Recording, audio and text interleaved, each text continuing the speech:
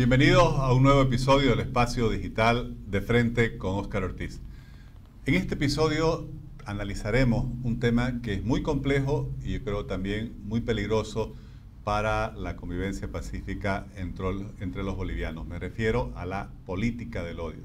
Hablaremos de ello con José Rafael Vilar, un conocido consultor político, columnista durante muchos años, académico en Bolivia y otros países, también director académico para Bolivia de los posgrados de la Universidad Complutense de Madrid e investigador de The State University of New York. Muchas gracias, José Rafael, por aceptar nuestra invitación. Un gusto por la invitación, siempre es un placer acompañarlos. Gracias. José Rafael, hace pocos días finalizó una marcha que lideró el expresidente Evo Morales, que termina la paz, y en la cual hubieron no uno, sino varios discursos que atacan directamente a Santa Cruz, a los cruceños y a sus empresas. En los días siguientes, a raíz de una visita del gobernador de Santa Cruz a la ciudad de Tarija, también se hace una serie de movilizaciones donde se dice que se va a pedir carnet de identidad y al que sea nacido en Santa Cruz, cualquier persona, aunque no tenga nada que ver con la confrontación política, no se lo dejaría entrar. ¿Se podría denominar a esto promover una política del odio? Sí. Es decir, no siempre una política es vertical. Es decir, no siempre solamente es dada desde un mensaje, desde una definición, y baja una decisión de hacerla. En este caso yo creo que hay una generación de ideas y de sentimientos que vienen desde noviembre del año pasado, en la cual en vez de mantener la propuesta por la cual votó muchas personas en Bolivia, de volver a un encuentro entre bolivianos, para mantener un falso discurso de golpe de Estado, se ha ido generando un discurso de odio. Y ese discurso de odio se ha convertido en una política. Por ejemplo, el día de los discursos, ya que lo mencionaba al final de la marcha, fuera del discurso principal, los demás discursantes parecían que era una competencia a ver quién atacaba más a Santa Cruz, en el caso sobre todo Huarache, a sus empresas, perdiendo la perspectiva de que Santa Cruz genera la gran mayoría del Producto Interno Bruto del país, es el mayor aporte a la economía del país. Precisamente algo que desde antes se había dado cuenta el gobierno de Morales Hayma y había logrado un acercamiento por los poderes empresariales de Santa Cruz. Bueno, estos con afanes de protagonismo, estoy hablando de figuras menores hasta llegar a Huarache, pues lo que trataban de hacer era aumentar el discurso de odio. Llega un momento en que después Marianela Prada, que es cruceña, pidiendo ella perdón a los alteños, no sé en qué sentido tendría que pedirle a los alteños disculpas por el racismo de Santa Cruz, siendo precisamente que el Alto y Santa Cruz han tenido una relación colaborativa en el mundo empresarial, en el mundo laboral durante muchos años. Y que no perdamos de vista de que en Santa Cruz, cruceños, pandinos, alteños, paceños, chuquisaqueños, potosinos, son siempre integrados al proceso económico y social de Santa Cruz, algo que ha sido durante muchos años. Que puede haber habido algunas manifestaciones de incomprensión, de dificultad en asimilación de ambos lados, sí, es muy posible, pero de que haya habido un racismo y una visión xenófoba de Santa Cruz hasta el resto del país para generar la xenofobia y racismo que está implícito en ese discurso de odio y por lo tanto en la política de odio, no. Usted, además de un experto en consultoría política, es un experto también en comunicación. ¿Qué implicancia, qué consecuencias puede tener esta promoción sistemática de un discurso del odio para una nación? La división del país. Es decir, lo que necesitamos, y lo ha dicho las Naciones Unidas, hubo un seminario muy interesante meses atrás en la vicepresidencia, en la cual se planteaba la necesidad de un acercamiento no entre Santa Cruz y Occidente, sino entre todos los actores políticos del país, sin temas regionales, sino en pro del desarrollo y la continuidad del país. Algo que es, por supuesto, lo mismo que se ha estado defendiendo durante muchos años con el pacto fiscal, y que no ha fructificado. Es decir, el pacto fiscal está en la Constitución y en la Ley de Autonomía, pero nunca ha llegado a ser realmente aplicado. Esto lo que hace es diferenciar más. Es decir, yo me voy un poco a Centroamérica, en los años críticos entre las guerrillas y los gobiernos, en algunos casos militares y en otros civiles, enfrentados durante muchos años. Hasta que no hubo un acercamiento, no hubo un proceso real de conciliación y por lo tanto de paz. A mí me pareció sumamente importante en este sentido las tres palabras que el Papa Francisco en la misa por el inicio del sínodo, del nuevo sínodo, dijo: escuchar, entender, aceptar, conciliar. Esas tres palabras tenemos que aprendérnoslas, no porque sean de la Iglesia Católica, no, es de la supervivencia humana. Si seguimos enfrentándonos, y peor, si dejamos que algunos tengan la idea de que puede atacarse Santa Cruz, destruirse la economía de Santa Cruz, es decir, llevar desde una economía agroindustrial a una economía de supervivencia, como el caso de los minifundios de los avasalladores, o que se quiera expropiar empresas industriales para convertirlas en otros elefantes blancos burocráticos insostenibles, el mismo gobierno se estaría suicidando. ¿Y no será que el afán de promover la polarización en función de un cálculo político está llevando al oficialismo a sacrificar el concepto mismo de la nación boliviana? Porque es todo lo contrario de lo que debe hacer un gobierno, que es promover la unidad, promover cierto entendimiento en el marco de las diferencias, sobre ciertos principios generales, bases comunes de construcción de un destino compartido, por así decir, en el marco de una nación, porque ya ni siquiera se habla de Bolivia prácticamente, ¿no? Es simplemente el afán quizás de contentar, por así decir, o de satisfacer a los núcleos duros, pero olvidándose de la gran mayoría de la nación, que no está en esa polarización política, según lo que me da la impresión, o no sé qué. Yo voy a regresar a algo que dijimos hace un momento, conversamos. Una gran mayoría amplia de los votantes que le dieron la victoria al 55,11% a Arce y al regreso del MAS en octubre del 2020, votaron por dos cosas importantes: un resurgimiento de la economía para generar empleo, por lo tanto, y una pacificación del país. Acabar con toda la situación que venía caminando desde 2019, que lamentablemente continuó durante el 2020, durante la transición, pues entonces eliminar bloqueos, eliminar todas confrontaciones. Eso, la economía, por mucho discurso, no se ha logrado todavía llegar ni al 2019, que fue el año de menos crecimiento del PIB desde el 2008.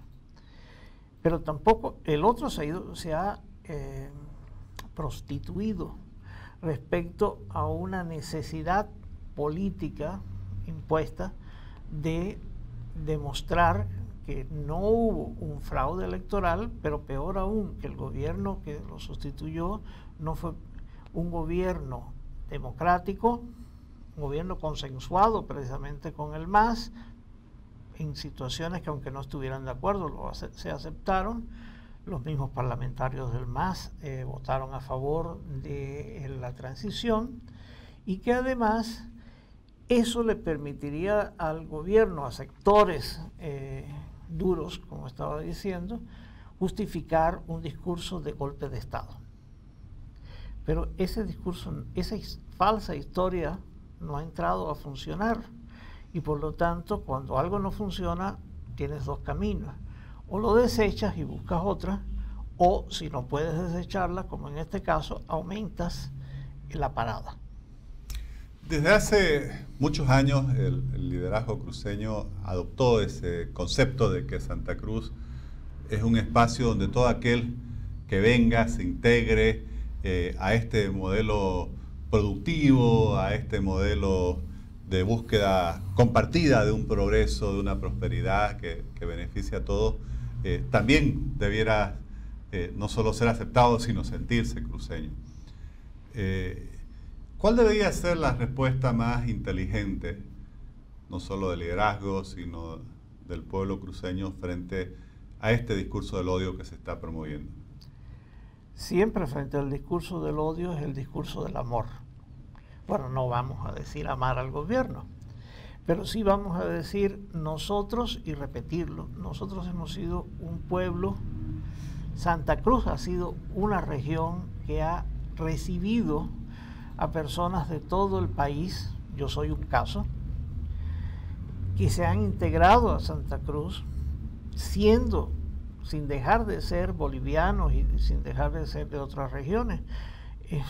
A mí siempre me ha parecido muy interesante cómo en Santa Cruz se celebran con mucha fuerza los aniversarios de todos los departamentos. Algo que yo nada más recuerdo haber visto en La Paz, por las grandes migraciones, por supuesto, en La Paz y acá.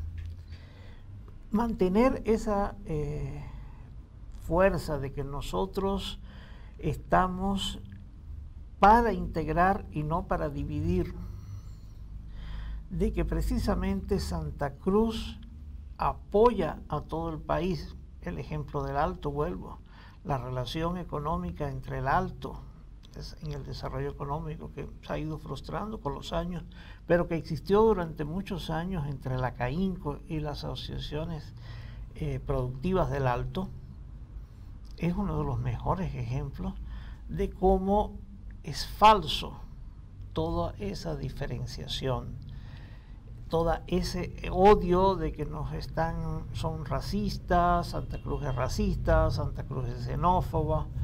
Al contrario, está demostrándose de esa forma que quienes lo dicen son racistas y son xenófobos. Santa Cruz, en mi opinión, objetivamente, demostrablemente, es un caso de éxito de un espacio, un territorio en el cual hay un progreso económico colectivo y también se ha profundizado mucho la integración social. Entonces, quizás la mejor respuesta es mostrar que aquí es donde están viniendo los bolivianos encontrando la prosperidad que lamentablemente no encuentran en aquellos lugares donde prevalece este discurso y esta política del odio. Es muy interesante lo que está diciendo, porque eso se demuestra a través de la movilidad social. En Santa Cruz, tanto migrante como no migrante pueden moverse dentro de los niveles socioeconómicos. Y tenemos, por ejemplo, yo recuerdo hace unos años, el presidente de la ANAPO, de la Asociación Nacional de Productores de Oleaginosa, era un inmigrante potosino que había llegado a trabajar la tierra 40 años antes y después se había convertido en un gran empresario soyero. Es decir, no era un cruceño. Si él es un ejemplo, y hay muchos otros más en la ganadería, en las industrias, en la vida cultural, en la vida social, Santa Cruz ha tenido presidente del comité cívico que no eran cruceños. Eso demuestra que en el lugar más cruceño de todos, que es el comité cívico, ha tenido liderazgos que no eran nacidos en Santa Cruz, pero que compartían los ideales, por supuesto, de integración, de desarrollo nacional, porque si Santa Cruz se desarrolla es porque va a desarrollar el país en alguna forma, más impuestos, más regalías, pues eso demuestra que es un nivel de integración muy grande. Y esa debiera ser la mejor y gran respuesta. Exacto. A esta actitud, que yo creo que ahí sí se aplica una verdadera actitud divisionista, por así decir, de la sociedad y de la nación boliviana, ¿no? No puedo dejar de aprovechar, después de tocar un tema tan serio, me parece tan complejo y tan importante para el futuro de Bolivia como el que hemos tocado, que obviamente lo tocamos para que quede claro, y de mi parte el rechazo a esa política y a ese discurso del odio, de consultarle también un tema que he estado pensando después de ver justamente todos estos discursos y lo que ha pasado en los días siguientes a esta marcha que convocó Evo Morales, que parecía ser una marcha de una especie de relanceamiento de su imagen y su liderazgo personal. Algunos dicen como un punto de partida de una campaña electoral hacia el 2025. Pero ¿cómo entiende usted que esa marcha que dura 6 días y en la cual seguramente él y su círculo cercano apostaba para ese relanzamiento de imagen, de pronto sea apocada por un lado por estos discursos de odio, por otro lado por la liberación el mismo día de Gabriela Zapata?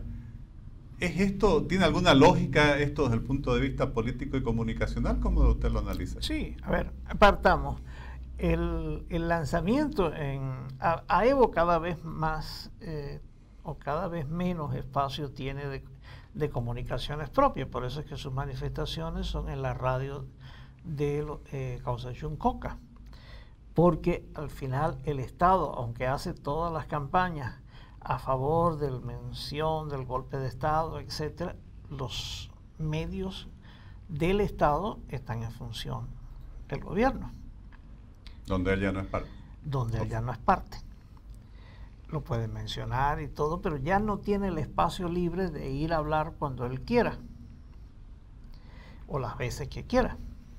Entonces, para mí, él lanza esto como si fuera un globo de ensayo, sabiendo que va a tener una respuesta de Santa Cruz, muy probable, y que iba a lograr estar de nuevo en el candelero mediático. Iba a haber discusiones sobre el tema. Súmele que eso estaba programado, eso se dijo, estaba en el momento que estaba programado después de hacer una marcha desde Caracollo hasta La Paz. No voy a entrar en el tema, me pareció muy interesante, aunque no comparta todo el artículo que salió sobre pagados, llamado ese artículo, tiene cosas muy interesantes, pero no voy a entrar en la discusión si eran pagados, eran voluntarios, eran obligados, es decir, eso ya es aparte. Se lanza, bueno, el brulot para volver a estar relanzado políticamente a nivel nacional, mediática y políticamente, porque iba a haber una discusión necesaria entre quien propuso y quien va a seguir proponiendo alternativas y discutiendo. Empieza la marcha, se suma el presidente Arce. Lo primero que hace en su discurso es hablar del federalismo, porque por supuesto no iba a tener un discurso contrario al presidente. Y ese mismo día, por la tarde, tanto el vicepresidente del MAS, Gutiérrez, como el presidente del Senado, Rodríguez, que vienen a ser el 2 y el 3 de la estructura del MAS, salen a todo lo contrario, en contra. E inmediatamente Evo, que además es un zoom politicón, tranquilamente da marcha atrás y dice, no, federalismo jamás. ¿Dónde quedó Arce? En el aire. La marcha llegó a La Paz. La idea era un evento de masas en San Francisco. Por supuesto, no han tenido la capacidad de contar la posibilidad de cuántas personas cabían dentro de toda esa área. Y empezaron a decir 1 millón, 2 millones, cuando realmente en el caso más extremo lo que estarían allí serían apiñados 70.000 personas, 72.000 es el cálculo. En la Plaza San Francisco. En la Plaza San Francisco y zonas aledañas. Pongamos que lleguen a 100.000 entre las calles de la Sagárnaga, el Prado, la misma Monte, pero no cabía más. Es decir, el grupo de gente no llegaba hasta el Alto, los que estaban allí detenidos. Y en ese momento liberan a Gabriela Zapata. Es decir, el show mediático se lo robó la Zapata. Ahí queda una pregunta. ¿Se lo robó o se lo robaron? Claro, porque el resultado es que cuando se ve las noticias de la noche, del día siguiente, no se habla sobre Evo Morales y la marcha que organizó, y peor aún de un relanzamiento de imagen o del inicio de una campaña electoral, sino muy prematura además, sino de los ataques a Santa Cruz y de la liberación de Zapata. ¿Esto es un chenco comunicacional o es el reflejo de unas pugnas internas ahí de espacio, protagonismo y liderazgo político? Yo diría, primero, si nos damos cuenta en que primero dejaron quemarse a Arce con lo del federalismo para después contradecirlo inmediatamente, que podían haber estado diciendo en contra del federalismo. Después que lo dijo el Evo, nadie dijo nada contra el Evo, pero tan pronto lo dijo el Arce, lo pararon. Eso puede ser un tema de confrontación política, y también lo que ha salido de todos los discursos significativamente difundidos ha sido lo de Huarache, que además gran cantidad de dirigentes y legisladores del MAS han salido a atacarlo. Es decir, estaríamos hablando de crisis confluentes dentro del MAS, una posibilidad. Y mediáticamente no es que ha sido un enredo mediático, sino que ha sido precisamente qué cosa era lo que interesaba más como noticia, y posiblemente haya sido montado de esa forma. Lo que montaba más noticia era el escándalo de Huarache, no lo sentimental de Arce hablando de su gobierno, llorando, etcétera, o lacrimoso por lo menos, y el escándalo de la salida de Zapata de la cárcel. Eso cambió todo el panorama mediático, pero a mi entender tendría que haber sido no un genio, al contrario, sino una casualidad tan mayúscula que hubiera sucedido y que hubieran habido esos desmentidos y esas nuevas noticias que taparan, para no darse cuenta uno de que hubo alguna intencionalidad en todo esto. José Rafael, muchísimas gracias. Creo que sus análisis, sus opiniones, sus ideas son siempre muy bien recibidas, y le agradezco por compartirlas en este espacio digital. Yo agradezco a usted y a toda la audiencia. Gracias. Gracias.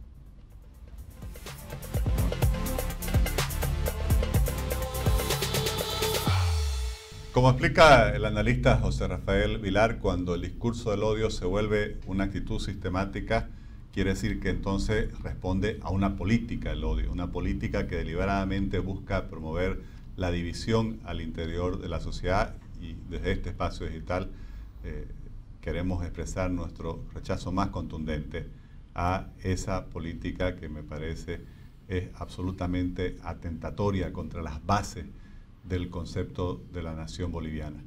Desde Santa Cruz, sus autoridades, su liderazgo, su pueblo, todos creo que deben ser muy inteligentes para saber responder adecuadamente. No creo que haya que responder al discurso del odio con otro discurso del odio, sino más bien mostrando que el pueblo cruceño se ha convertido en aquel espacio donde se integran todos los años cientos de miles de bolivianas y bolivianos que encuentran aquí ese progreso, esa prosperidad y también esa inclusión y esa integración que anhelan y que debiera replicarse en el conjunto del país, rechazando justamente este discurso del odio.